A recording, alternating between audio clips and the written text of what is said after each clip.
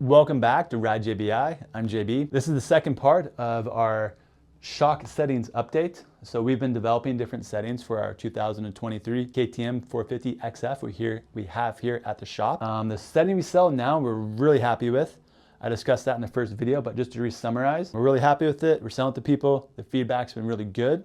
And I think that's setting number 3 that we have tested. So what I have right here is setting number 4. I modified the valving internally at the main piston and at the compression adjuster. What I'm after here is I'm getting kind of greedy. By that I mean I want the shock to be smoother over small bumps, and I want to have better bottom resistance on big bumps. Sounds easy, hard to achieve. Will this setting work better than what we have right now? I don't know, but that's why we test.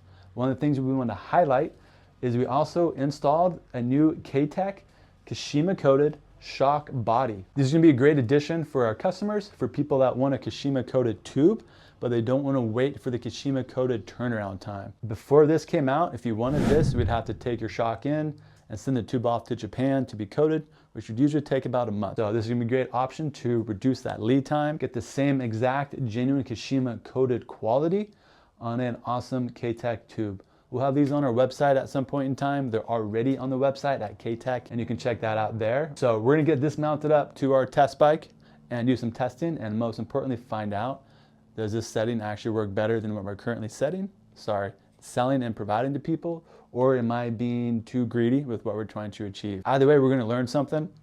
I hope it works better, but I'm kind of, not suspect, but I don't think it's going to, because it's what we have now already works really well. And to improve it upon that, I think is really pushing the limit. There's a chance that this shock just might be a little too firm now. We definitely will have gained bottom resistance.